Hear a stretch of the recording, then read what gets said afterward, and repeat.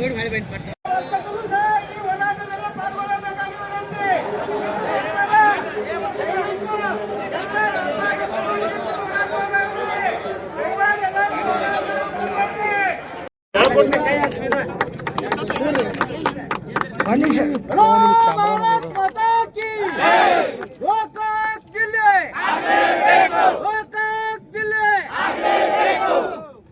ಈಗ ಮನವಿಯನ್ನು ಸ್ವೀಕರಿಸಿರುವಂತಹ ಬಯಲು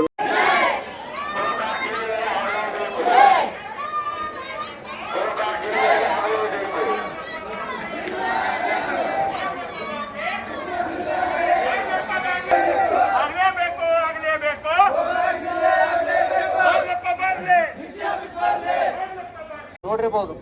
ಯಾಕಂತಂದ್ರೆ ಬಾಲಚಂದ್ರಪ್ಪ ಅವರಾಯ್ತು, ರಮೇಶಪ್ಪ ಅವರಾಯ್ತು, ಲಕ್ಕಣ್ಣಪ್ಪ ಅವರಾಯ್ತು, ಸತೀಶಪ್ಪ ಅವರಾಯ್ತು, ಪ್ರಿಯಾಂಕಾ ಅಕ್ಕ ಆಗಿರ್ಬೋದು, ಎಲ್ಲರೂ ಕೂಡ ಸಿಎಂ ಅವರಿಗೆ ಮನವಿಯನ್ನು ಮಾಡ್ಕೊಂಡಿದ್ದಾರೆ. ನಮ್ಮ ಗೋಕಾಕನ್ನ ಜಿಲ್ಲೆಯ ಕೇಂದ್ರ ಆಗಿ ತಾವು ಘೋಷಣೆ ಮಾಡ್ಬೇಕನ್ನೋಂಥ ಮನವಿಯನ್ನು ಅವ್ರು ಮಾಡಿದ್ದಾರೆ. ಈಗಾಗಲೇ ಯಾಕಂತಂದ್ರೆ ಬಸಗೌಡರು ಹೇಳಿ ಕಾಕ ಹೇಳಿದ್ರೆ, ಯಾಕಂದ್ರೆ ಒಂದು ಸರ್ಕಾರ ತೆಗೆದು ಒಂದು ಸರ್ಕಾರ ತಂದಿದೆ. ಅದನ್ನ ಯಾವಾಗ ಮಾಡಿದಾರು? ತಮ್ಮೆಲ್ಲರ ಬೆಂಬಲ ಇದ್ದಾಗ ಮಾಡಿದ್ದಾರೆ. ಸೊ ಇದನ್ನು ಕಾರ್ಯ ಮಾಡ್ಬೇಕು. ತಮ್ಮೆಲ್ಲರ ಒಂದು ಗಟ್ಟಿಯಾಗಿರುವಂತ ಬೆಂಬಲ ನಮ್ಮ ಕುಟುಂಬ ಜೊತೆ, ನಮ್ಮೆಲ್ಲ ಒಂದು ಹೋರಾಟ ಸಮಿತಿ ಜೊತೆ ತಾವು ಇರಬೇಕು. ಅಂದಾಗ ಒಂದು ಗಟ್ಟಿಯಾದಂತಹ ನಿರ್ಣಯ ನಾವೆಲ್ಲರೂ ಕೂಡಿ ಮಾಡಬಹುದು.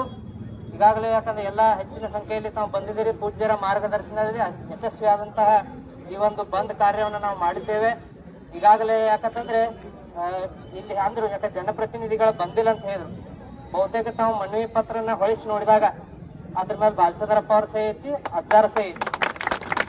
ಯಾಕಂದ್ರೆ ನೋಡ್ಬೋದು ನಾವು ಅವ್ರು ಇಲ್ಲಿ ಬಂದಿಲ್ಲ ಅಂದ್ರೂ ಕೂಡ ಸಿದ್ದರಾಮಯ್ಯನವರಿಗೆ ಭೇಟಿ ಆಗುವಂತ ಕಾರ್ಯಕ್ರಮವನ್ನ ಇಟ್ಕೊಂಡಿದ್ವಿ. ಅಲ್ಲಿ ಮುಖ್ಯಮಂತ್ರಿಗಳಿಗೆ ಮನವಿಯನ್ನ ಕೊಟ್ಟು ಬಂದ ನಂತರ ಒಂದು 4 ದಿವಸ ಗಡುವು ಕೊಡ್ತೀವಿ. ಆ 4 ದಿವಸ ಗಡುವು ಕೊಟ್ಟು ಮುಂದಿನ ಹೋರಾಟ ಏನಂತಂದ್ರೆ ಇದೇ ಬಸವೇಶ್ವರ ವೃತ್ತ ಆಗಿರ್ಬೋದು ಅಥವಾ ತಹಸೀಲ್ದಾರ್ ಕಚೇರಿ ಎದುರಾಗಿರ್ಬೋದು ನಿರಂತರ ಧರಣಿ ಸತ್ಯಾಗ್ರಹವನ್ನ ಕೈಗೊಳ್ತೀವಿ ಅನ್ನುವಂತ ಮಾತನ್ನು ಹೇಳಿ ಈ ಎಲ್ಲ ಹೋರಾಟಕ್ಕೆ ನಿಮ್ಮೆಲ್ಲರ ಬೆಂಬಲ ಇರಬೇಕು ಅನ್ನುವಂತ ಮಾತನ್ನು ಹೇಳಿ 2 ಮಾತುಗಳು ಮುಗಿಸ್ತಾ ಇದ್ದಾರೆ.